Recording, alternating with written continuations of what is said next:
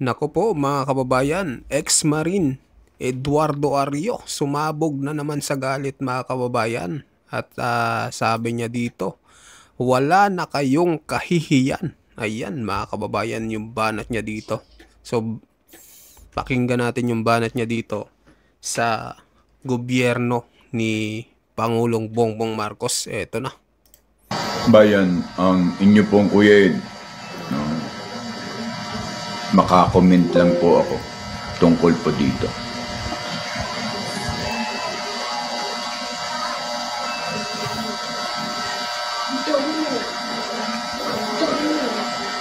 Bayan, ito po ay isa, no, sa mga pagpapatibay ng ating gobyerno ay nakukuha lang sa salitang kopya-kopya.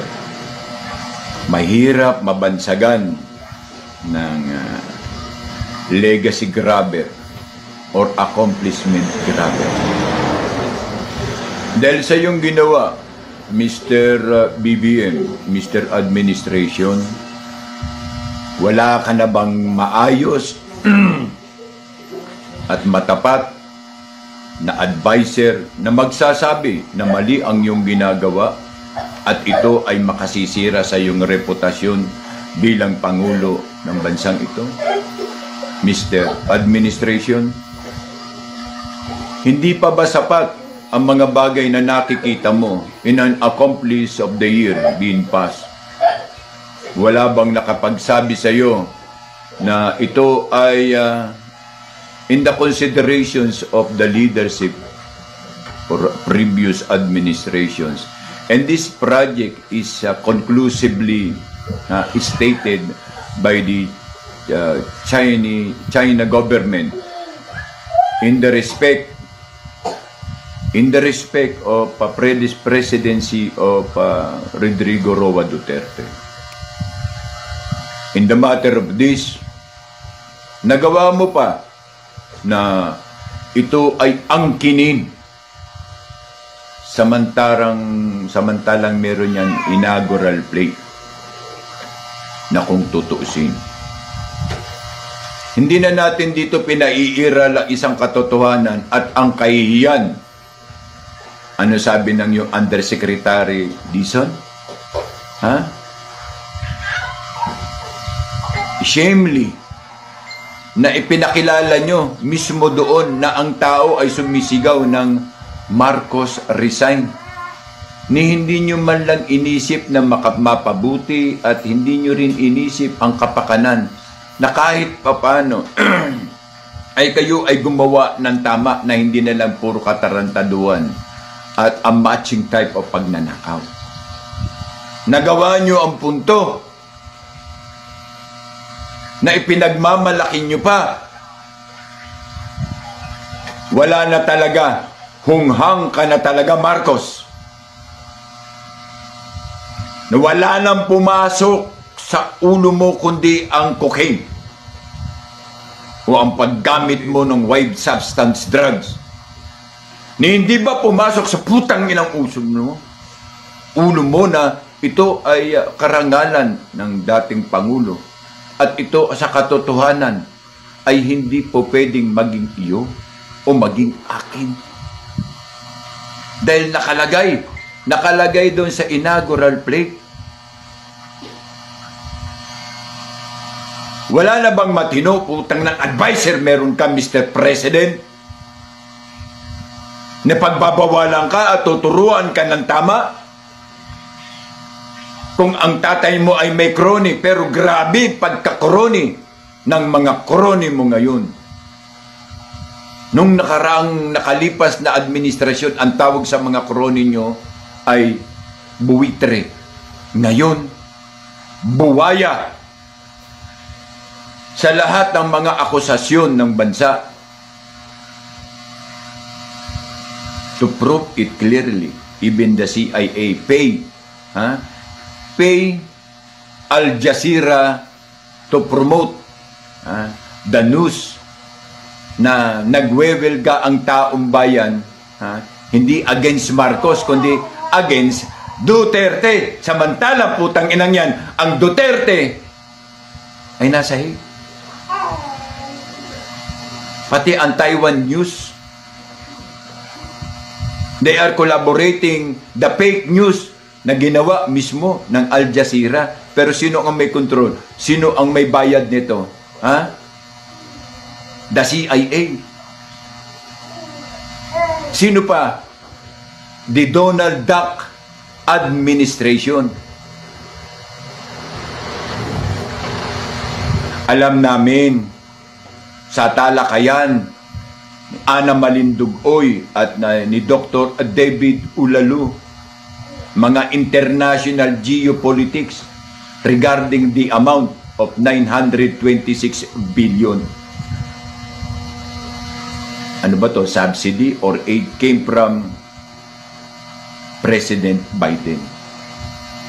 Alam namin, hindi mo kami pwedeng pagtaguan tungkol dito.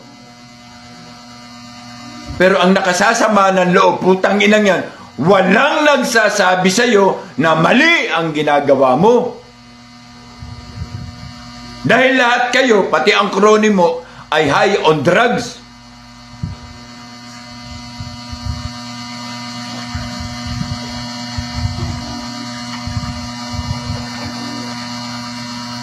Hindi mo kami kayang pagsinungalingan.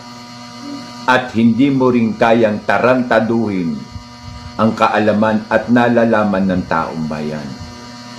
We are guarding our freedom 24/7.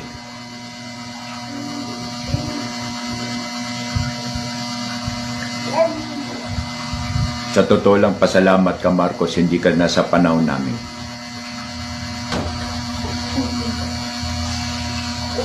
Kung nasa panahon ka namin, kaliwat kanan ang kudeta.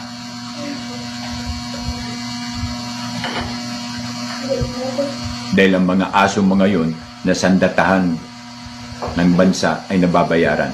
Sayang ang kondominium.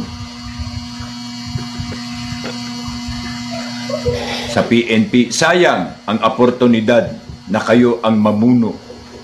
Oo. Pero hindi ninyo alam ang aming utang. Babalik tayo sa zero. Babalik tayo sa zero. Ang sa akin lamang, Mr. Administration, ay putang ina, magtalaga ka ng merong kalinawan ng isip na advisor mo. Bakit? Pinatakbo mo na yung tunay mong mga advisor. Diba? Bersamin. Wala na. Diba? Skip innovation na. Pero nagtuturo pa rin sa'yo, nag-advise pa rin sa'yo, ganito ang gawin mo. We know, alam namin, Marcos, ang tunay na lalim ng transition meron kayo. Ang charter change. Alam namin, Marcos, kung ang lalim ng inyong senaryo ay hindi na umalis sa posisyon. Diyan, magkakatuluyan tayo, Marcos. Parang sinabi mo, dodoblihin mo ang kapangyarihan na naging posisyon ng iyong ama for almost 21 years. Ganun ba? Masihigpitan mo pa? Ano sa akala mo, may Pilipinas ka pang uuwian? Kung higit pa sa 21 taon ang iyong pamumuno? Sa palagay mo, meron pa ba kaming tahanan? Wala. Wala na kaming magiging tahanan sapagkat ito ay babawiin na sa pamamagitan ng pangbayad sa utang. Ang tanong, nasaan ang mga pera na pinaglagakan ng mga sumusunod na salapi? Magmula sa Gold Reserve, Maharli Kapan, Floodway Control Project, Ghost Project, 90 billion sa PhilHealth, 62.5 para sa GSIS, 62.5 para sa SSS, 117 para sa PDIC, and the other. Putang ina, Marcos, wala na bang kabusugan para dyan? Wala na! Wala na tayong uuwian pag nagtagal ka pa sa upuan. Tandaan mo, para sa'yo, kung magtatagal ka pa, wala nang magiging tirahan ang taong bayan. Sa sandatahan lakas, hanggat may mamamayan, merong sandatahan. Mahiya kayo sa kapal ng inyong mga muka. Ayun mga kababayan, ano hong masasabi nyo dito sa banat po ni Kuya Ed? So yan, subscribe nyo din siya sa kanyang channel, no? Kuya Ed TV channel mga kababayan, yung kanyang channel sa YouTube. So sa mga bagong pasok dyan mga kababayan, pasubscribe din ng ating channel, at sa mga bagong pasok dyan, pasubscribe din ng ating channel mga kababayan. So grabe yung tindi ng banat ni Kuya Ed, no? Mahiya naman kayo. Ayan. So maraming salamat sa inyong lahat mga kababayan.